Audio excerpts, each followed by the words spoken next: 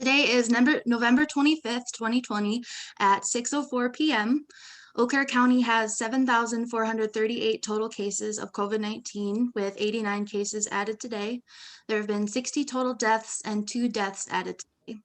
The United States has had a total of 12.8 million cases of COVID-19 with 178,000 cases added today, and there have been 261,000 total deaths in the US with 2,216 deaths added today.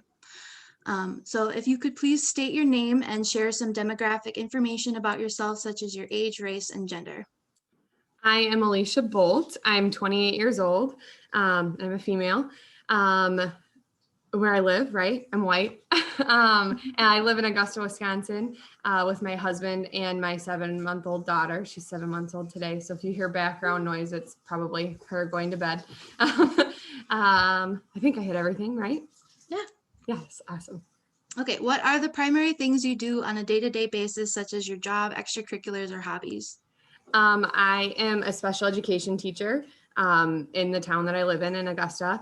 And I teach 6th through 12th grade students with learning disabilities, autism, intellectual disabilities, hearing impairment, cerebral palsy, just kind of cross cat, which is what you do in a small district. My family owns a small hobby farm, so we spend a lot of time there. We like to be outdoors, hunting, fishing, that kind of thing. Well, so you said you're from Augusta, Wisconsin. So what is it like to live there? It's a super tight-knit community. If somebody knows something about you, the whole community probably does. But it's been kind of interesting in this time, especially because you kind of see how old school the mentality is in a small community, and how kind of almost narrow-minded we are in a small community. But on the flip side of that, everyone is super supportive and caring, and kind of bands together whenever there's something crazy like the times that we're in right now. When you first learned about COVID-19, what were your thoughts, and how have your thoughts changed since then? I distinctly remember sitting in one of my coworkers' classrooms in March, and I was at the time 8 months pregnant, and I remember being like, I don't know why they're talking about shutting down borders. I don't know why we're doing all of this. Like, it's the flu. And I sincerely remember being upset because it was a professional development day, and we didn't have any students in the building that day. And I like knew that we were on the cusp of shutting down school. And so I remember being like super upset and thinking it was not a big deal, and being like, why in the heck are we doing this? And then now my grandma is actually just recovering from COVID. And so it's like hit a lot closer to home. And she's the first person in our immediate family that has gotten it. And so now I understand, and it's obviously we all should understand that it is a big deal. Like, people are dying left and right. And we haven't been out to dinner in months. We haven't been out to have a drink in months. And we don't really see anybody outside of our students and our immediate family. And because it is a big deal and it freaks me out. And it's just a lot closer to home now. I totally get why we reacted the way we did in March. So going off of the stress that it's created, what issues have most concerned you about the pandemic? I guess in my line of work, one of the things, and having a brand new baby, one of the things that really concerns me is like the social cues that a lot of our young kids and our students with disabilities are missing out on, because all of their interactions are with people with masks on. And so all of the things that we teach them to look for as far as nonverbal cues when they're communicating, a lot of them we can't teach them to, we can't like reinforce, because they're not seeing people's facial expressions. They're not able to read that. And a lot of our students with speech and language struggles, like a lot of how they learn how to form those sounds is by watching somebody's mouth, and they're not getting that. And so I worry a lot about child development because of masks, and they are so important, and I fully support us wearing them in the school, but that's the flip side of it. Is like we will have classes of preschoolers and kindergartners that will have spent a year and a half only seeing people in masks by the time the school year is over. And so that makes me really nervous. And I think it's not directly affected by the disease, but it's because of something with the virus. So that is scary. I'm also concerned about like long-term effects that we don't know yet. Just the unknown is really scary. So long-term effects of the virus. And then the last thing that like really makes me nervous is the mental health of a lot of our youth and adults. I mean, this is, none of us have experienced anything like this. So I think that mental health is across the board is suffering. And it's really scary because there's long-term, like there's things that our kids won't get back, like their last prom or their last, like a normal graduation or a homecoming. Like these kids won't get that back. And I don't know that they understand like the gravity of that now and the memories that they're missing out on now, but in the future, they're definitely going to look back and it's a big bummer. Yeah, definitely. So you've talked a bit about not going out to eat or not going out to the bars or going out to different public locations. So how has COVID-19 affected you and your family's day-to-day activities? We found like different ways to spend our time. Like I said before, we're a big like hunting and farming family. And so none of that has changed. In fact, it is even more of a getaway now than it ever has been. So that's been nice that one of our biggest hobbies as a family is something that we can still do together. But we also used to, every Tuesday night, we used to go out for pizza or a burger, and like that's not something that we do anymore. Going out to eat was kind of our thing. And so we don't, it's very weird to think about like the last time that I went out to eat was a long time ago. I don't even know when. So that's been kind of different, but we also like welcomed a child in April. And so like everything's been shut down, and we've also had a kid since this has started. So I don't know how much of it is a change because we have a baby and how much of it is a change because of the virus. So it's all kind of, that's her, if you can hear her. She's growling at us. But no, I don't know how much of it is because I'm now a mom and how much of it is a virus. It all kind of meshes together. And so I guess it's hard to say what COVID-19 has done to our family versus just being a new mom. But it's made us a lot closer with our immediate family for sure, because we're spending a lot more time with them than we would have. Like the downtime that we would spend on the weekend with our friends, we're now spending with family instead, which is, I think, very powerful and great. And it's really, I don't take my time with them for granted anymore, that's for sure. No, definitely. There's so many healthy people who get sick and then suddenly die, things like that. So it's really important that we're enjoying the time that we have with our family and not taking that for granted, like you said. So you said that you had a baby, and there's been challenges adapting to being a new mom and being a new parent. So what are some of the biggest challenges that you faced during COVID-19 in your household that might not be attributed to having a child? I would say my husband and I are both super stressed out. We're both teachers. And so we are navigating these crazy waters of COVID for the first time together. And while a lot of our struggles are the same because we are in the same profession, it's hard to know how to navigate those and not take it out on the other person, I guess. And then because of COVID, we haven't been able to have as much help with a new baby as we would have otherwise. We haven't been able to welcome a lot of our friends into our home to meet her. And so that's been hard. And that's directly attributed to COVID, because otherwise we would have people in and out of our door all the time seeing her. And so I worry about the things that she misses out on in her first year. She's not going to remember this year, luckily, but like as a mom, I get nervous about those types of things. So I think that's been the hardest thing, is like trying to figure out these new stressors without taking it out on each other. And we spend a lot more time together now than we would have, I think. What have you, your family, and if you know about your friends, done for recreation during the pandemic? Like, have you started baking bread like other people, stuff like that? We in the beginning we were walking a ton because it was the spring, and I was trying to walk the baby out. So we were walking a ton and taking the dog outside for walks and just trying to get outside as much as we could. We also started watching Dave Portnoy pizza reviews, like our job, because he was doing like the at-home pizza reviews and unboxings, and that was kind of a funny way to like pass the time. I'm trying to think what else we did during when we were like on quarantine. We just spent a ton of time outside. I did a puzzle. Was trying to get onto Zoom meetings and things like that with students during that. But yeah, we've spent a lot more time doing things outside than we normally would have. And so now, like going into the winter, I'm a little nervous about what that's going to be like. I'm going to be going stir crazy in our house. But yeah, we've been lucky that it happened when the weather was nice. Definitely. When the pandemic first started, how were you concerned about your own health? How did this affect your family? That it just keeps going back to being pregnant when it all started. Like we were very worried when it started.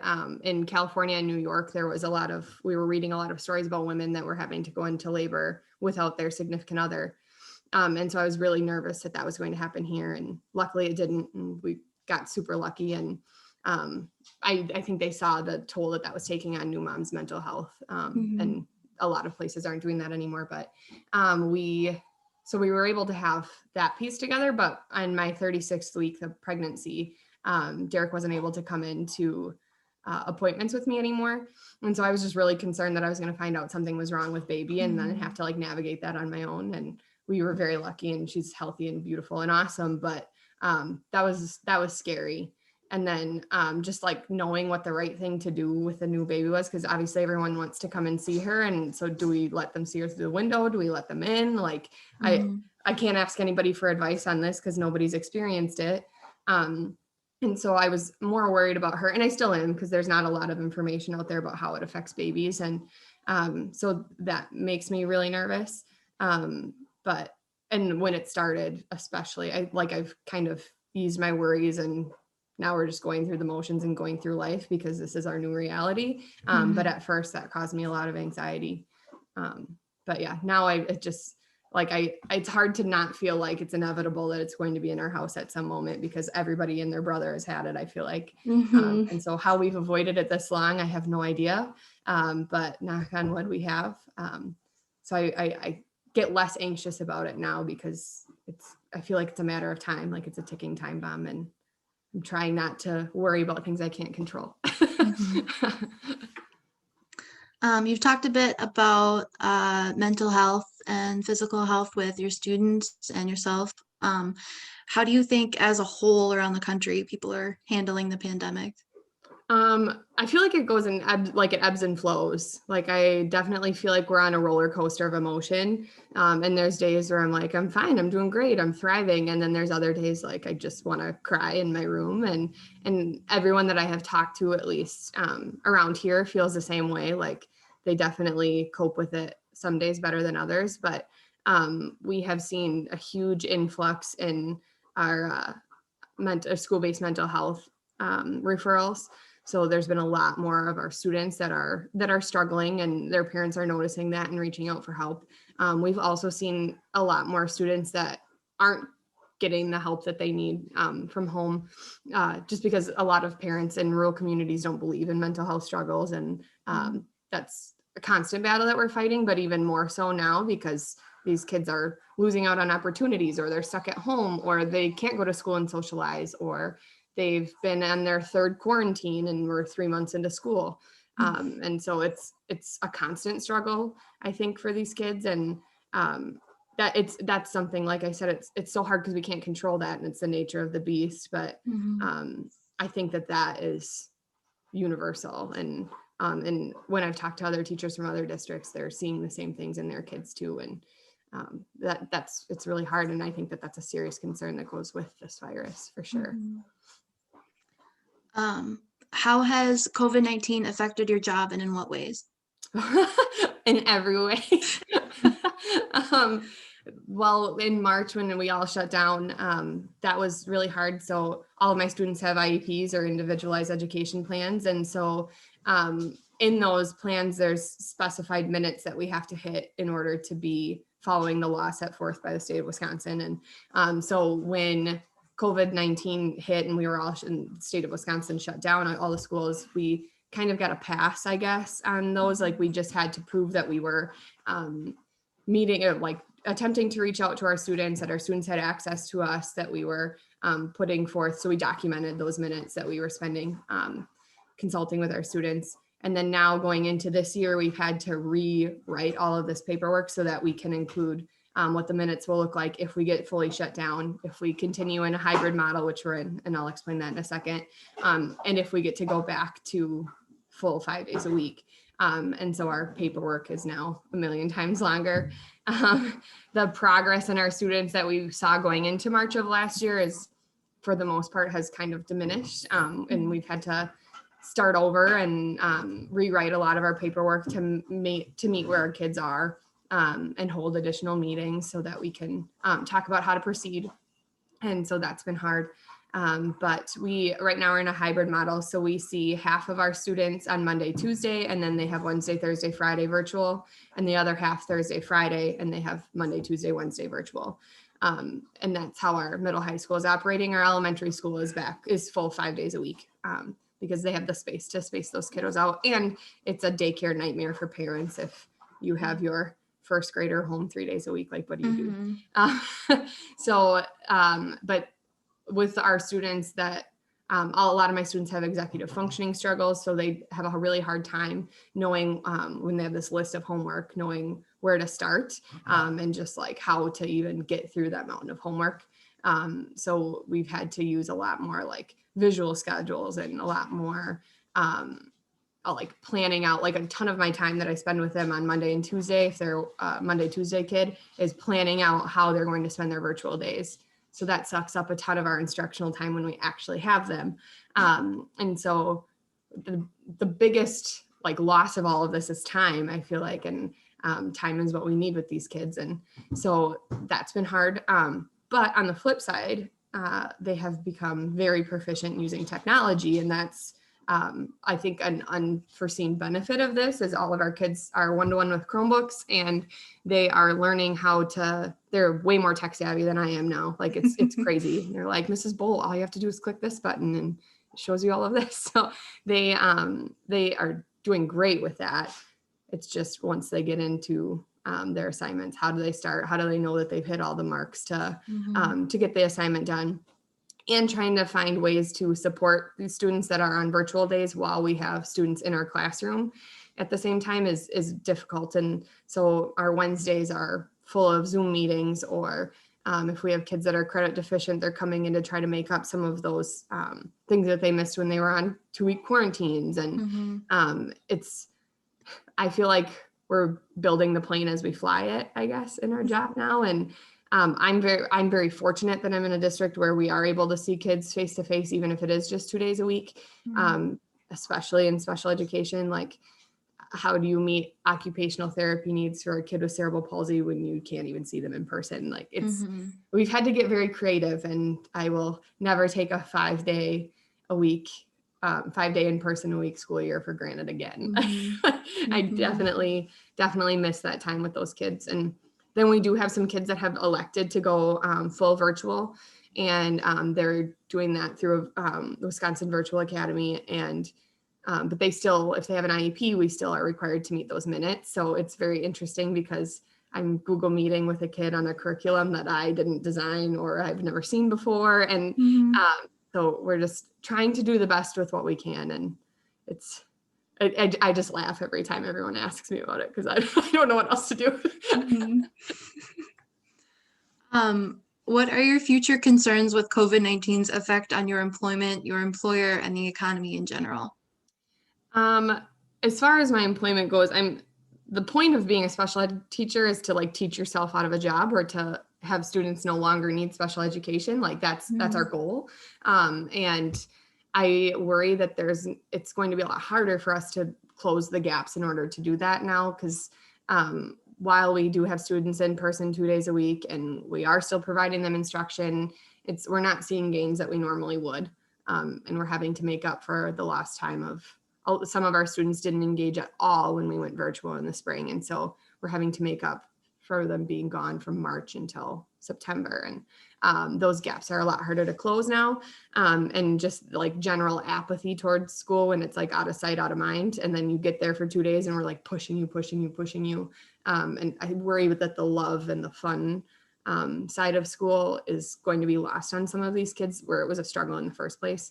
And so I worry about long-term outcomes for a handful of our kiddos that don't have that support at home. School is a social thing for them. Now it can't be a social thing for them. And I worry about how to make that fun for them again when we do go back 5 days a week.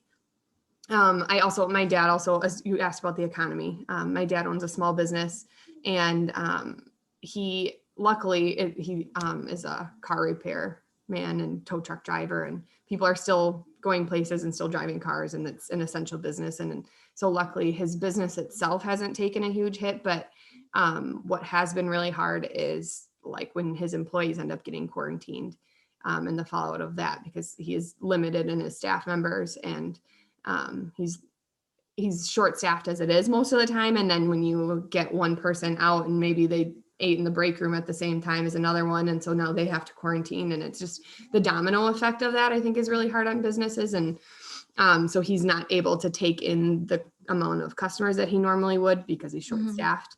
And so he's been very fortunate, but I like see the trickle down effect of this through his business. And so that's really hard.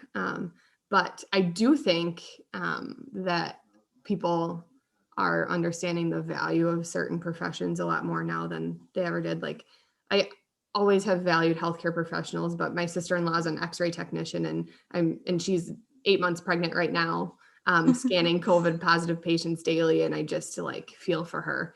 And I definitely like, I hope that as a country, we can value each other a lot more through all of this. And I hope that that's one positive side effect that comes out of it. How has COVID-19 challenged you as an educator? Do you have any specific examples? I thrive as an educator on creating relationships and those like, and impacting my students through that. Like that's always my step one, is creating the relationship and let the learning follow that. But in order to develop strong relationships with kids, you need to be able to spend time with them and do things that aren't necessarily academic to get to know them. And we just don't have the time for that. And that's been my biggest frustration is time, because our in-person days are so valuable that like to sit down and play Battleship with a kid to get to know them on the first day of school, that wasn't a priority. And that wasn't something that we could do because we had to get them set up on Google Classroom and get their Chromebooks and get their hotspots and make sure that they understood how to navigate that. And then now we're 3 months in and I'm like, shoot, like I really wish that I would have been able to establish a relationship with the 6th grader before he started doing A, B, and C behaviorally, because I would be able to intervene on that a lot better if we had a better relationship. And so that's been the biggest downfall, is just time. Like I can't do the things that make me love education as strongly as I would be able to otherwise. And so that's been a tough thing to adjust to for sure. Has it been difficult to adapt your lessons and curriculum to online learning? It's been, I mean, yes, it's been super interesting. Just the amount of time that it takes to like figure out some of the programs that we're trying to use. So we're really lucky. Our librarian is amazing, and he pushes out a ton of different learning platforms for us. And so things that we're using for the first time are like Flipgrid and things like that. And that's allowing our students to interact in a different way. And that's been good. The nice thing for me is that I've already had Google Classrooms and e-readers and things like that set up for my students to give them access to general education curriculum. So that piece has been helpful that we already had that established. But just turning all of the things that I would have a normal worksheet for digital has been very interesting.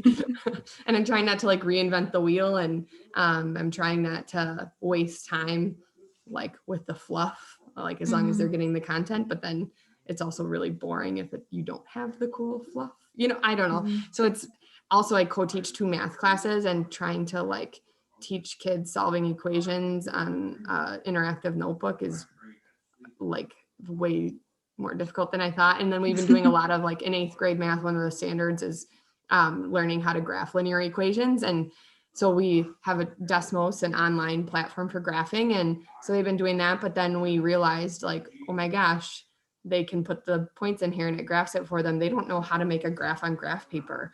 And so then we have to like take a step back and be like, all right, now we need to like enter in-person days. We need to focus on this more. And so it's just like those types of things keep popping up that we wouldn't have anticipated. And so, like I said, we're building the plane as we fly it. How will lessons the pandemic has taught you influence how you will teach in the future?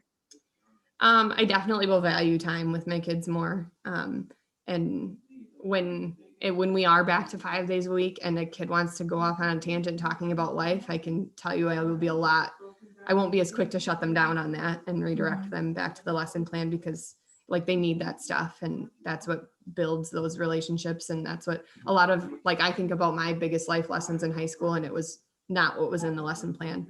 And so I will never take that for granted again.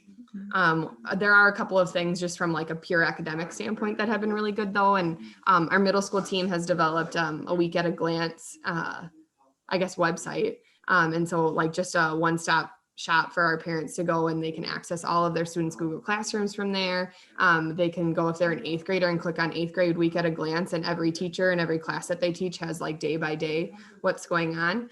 So that when our students are quarantined or have extended absences, they can just go on that, click the link, get it to their Google Classroom, and they can still interact that way. And I think that that's something that we're going to continue doing just because it is nice. So our parents aren't like, oh, well, once it's in Skyward, then it's already late, and then I don't know how to tell them, or I can't keep my kid up on stuff. Well, here it is, and now you know 5 days ahead of time what's going on Friday. So that's been something that's been really good that we're going to continue to do. And I think that having our students one-to-one with Chromebooks gives them access to a lot more content than we could have otherwise. And so that's going to stick around, and I'm excited about that. So that'll be good. How has the COVID-19 outbreak affected your community? That's been like the frustrating thing, I think, in all of this is I love my town and I love rural communities, and I will never leave one.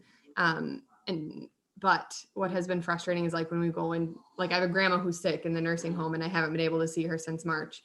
And then I walk into the local dollar store and I see a nursing home employee in there without a mask on, because there's a sign on the door that says mask or no mask, we'll serve everyone.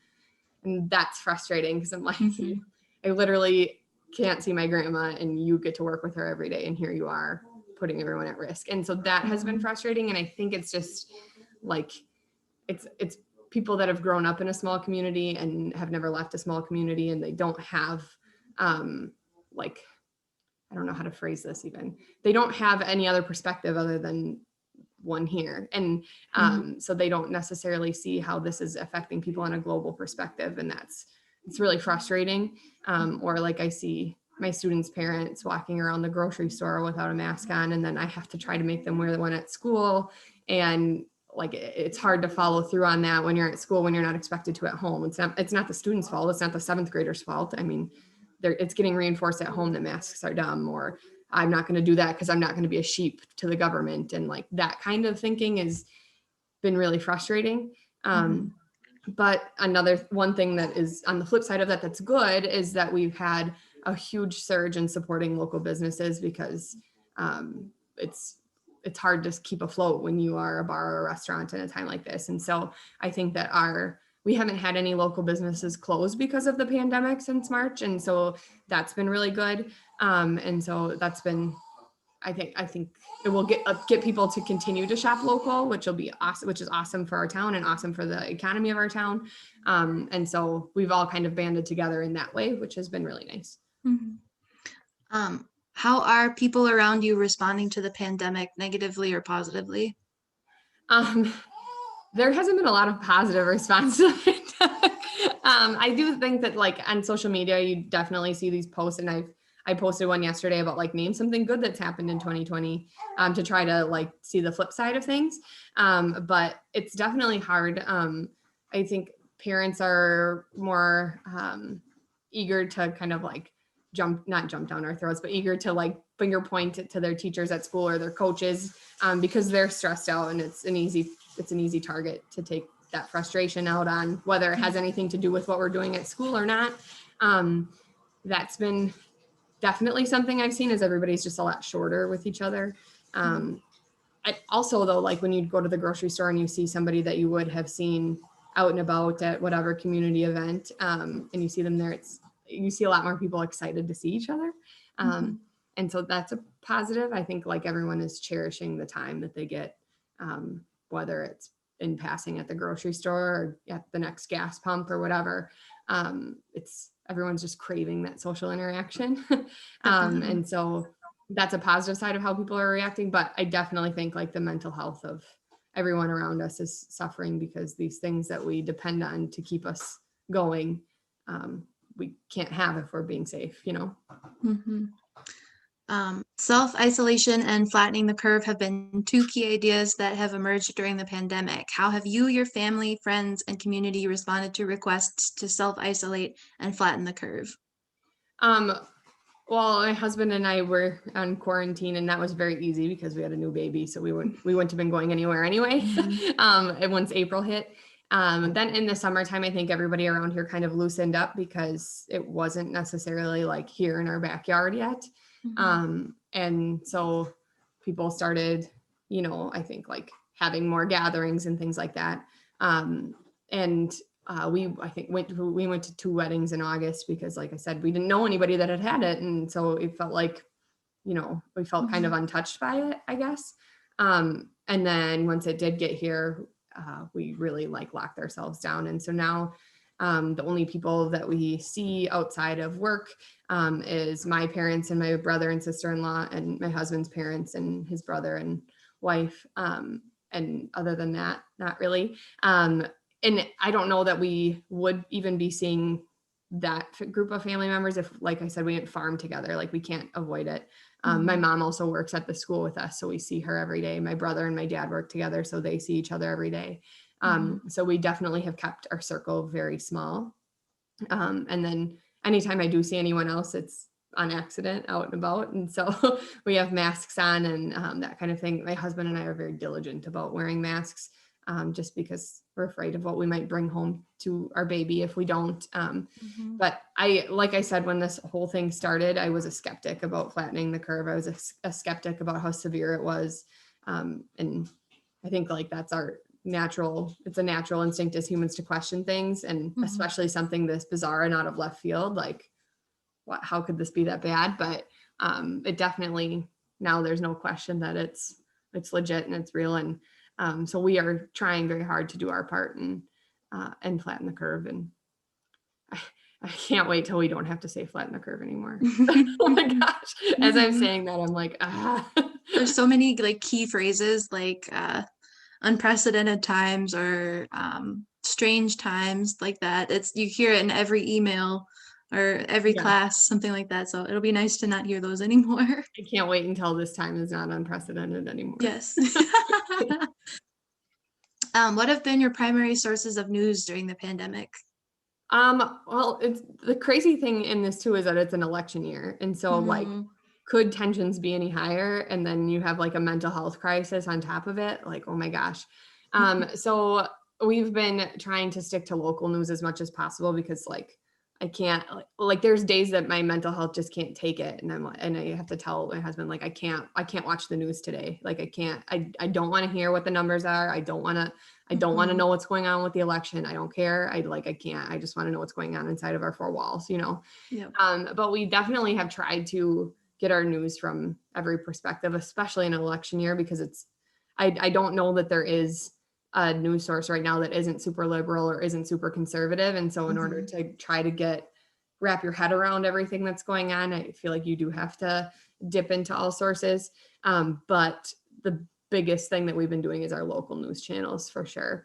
But then when something crazy happens, I mean, sometimes you got to turn on CNN or Fox News to view the crazy, right? But yeah, definitely from my perspective, I try to stick to the local channels so that I don't lose my mind. Do you think that there are any important issues that the media may or may not be covering?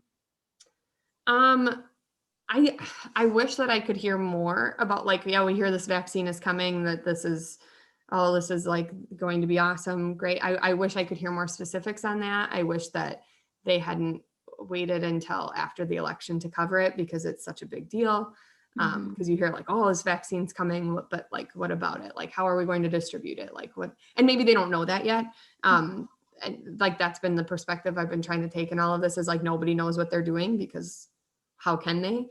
Mhm. And so like trying not to get that frustrated with it, but that is one thing I wish I could see more of. I also wish that we could cover the good a little bit more. I mean, there's a lot of good that's happening in our small communities, and I don't know that it's getting recognized, because um, you don't get the reaction from the good things, as you Mhm. would from the bad things. So much screen time is getting spent on like, this is happening here, and that political thing happened here, and Trump said this now, and like that kind of thing, or oh, Biden did that, like, and I wish that we could cover the good a little bit more. And I think that Mhm. that would really help the mental health of everyone watching. But Mhm. it is kind of crazy. We have heard far more things come across our police scanner late in the last month than ever before. Mhm. And so I do think like we need to cover the good more than ever right now and highlight that. Mhm. How have municipal leaders and government officials in your community responded to the outbreak? We have a new mayor this year, and he is very like pro giving our kids like opportunities.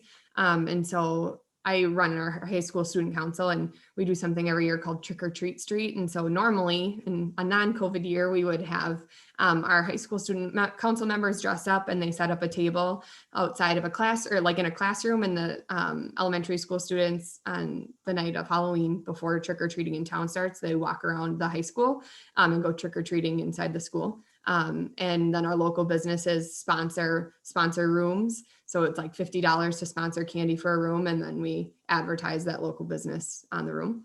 And so we do that normally, but we wanted to make sure that trick or treating was still going to be happening in town.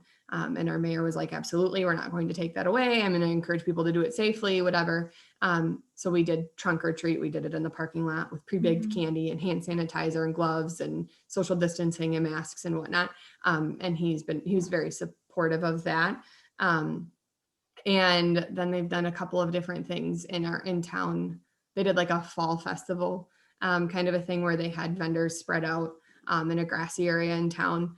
Um, just like small home businesses, like people that make crafts and things like that, or I don't know, sell candles, whatever, that kind of stuff. And so he did that to kind of help support smaller businesses or people that are doing businesses from home and whatnot, and tried to do it as safe as possible.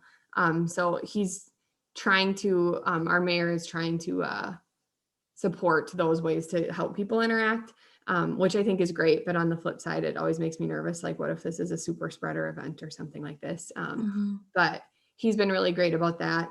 Um, it is very interesting that people that I didn't like see as government officials prior to this whole thing, now I definitely see how much control they have. Mhm. Like Lisa Giese, I'm not even positive of what her title is at the health department, but like it was so crazy how an expert in that field, like maybe wasn't somebody that we ever looked to for guidance before, but now Mhm. like everyone hangs on every word that Lisa Giese says, and I would never want her job, because I'm sure she gets phone calls every day, but Mhm. that has been very eye-opening to me, because I definitely, when I'm thinking about like our municipal leaders, I'm thinking about like our government officials and things like that, and I don't necessarily think of a head person at the health department as somebody to look to for that. Mhm. So that's been a total mind shift. Mhm. Around the country, how do you think like individual states and federal leaders are responding to the crisis differently? Do you think? It has been very interesting to see, especially in an election year, like red states versus blue states, like which states have shut down for schools and which Mhm. states have lockdowns and mask mandates. And um, I do think that that's very interesting. And I hate that trying to keep people safe has become like a political game. And like, you can see if it's a red state, you can guess what mandates they have in place. Like I hate that, like, or blue, Mhm. vice versa with the blue state. Like, I think it's become more about politics than keeping people safe and trying to beat this thing. So I do think that that's very interesting. I think it's very interesting in a state like Wisconsin, how we have a Democratic governor and a Republican Supreme Court. And sometimes it's like, it doesn't matter what the legislation that is passed is, it's going to get shut down just because they're, it's so polarizing. And that's like very sad to me. And like, as a teacher, I feel like people assume that we're liberal by nature, but I've never affiliated myself with either side. And at this point I don't want to, because like, it's almost embarrassing, And so I definitely politically, this has made me question some of my beliefs for sure. But yeah, it's just very interesting to see how political affiliations from state to state have changed mandates. Definitely. How has your overall experience with COVID-19 transformed how you think about your family, friends, and community, and in what ways? I guess I definitely thought that, I don't know why I thought this looking back, but growing up in Augusta, I definitely thought that maybe our community was a little bit more open-minded, and I thought would band together a little bit more on something like a mask mandate. So that's been eye-opening. I love this town. I will never leave it, but like that has been very interesting to me. It definitely has made me value my immediate family more. I've always been very close with my parents and my brother and his wife and my nephew. Like we spent a lot of time with them prior to this, but now that they're basically who we spend all our time with, I wouldn't change that. And I think that like that will continue even once we can branch out. So that's been awesome. It is very interesting to see like which friends you're able to keep in touch with when you can't hang out with them anymore. And so I definitely have reevaluated the strength of some of my friendships, I guess. And so that's been interesting. That's not something that I thought I would be doing at 28 years old, That's like something you do when you're 17. But yeah, like that. So that's been interesting, but I definitely have grown a lot closer to my immediate family through all of this. And what do you think that individuals, communities, or governments need to keep in mind for the future?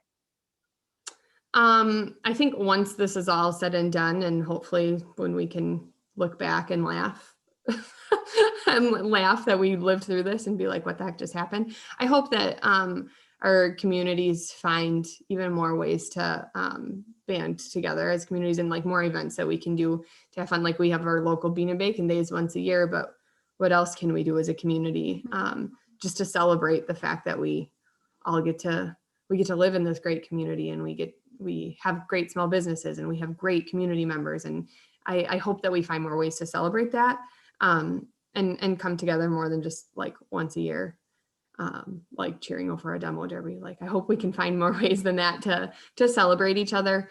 And like, I just hope that as community members, we can, when it's all said and done, like, I hope I can't go to the grocery store and be like, oh, so-and-so's here and so-and-so's here. I wonder if they're going to get in a verbal altercation in the corn aisle. Like I hope that we can all come together and realize how important everyone is. So I hope that that's something that we see in the future. Okay, that was my last question. Thank you for letting me interview you today. That was really fast. Yeah, it goes by very quickly. No, that's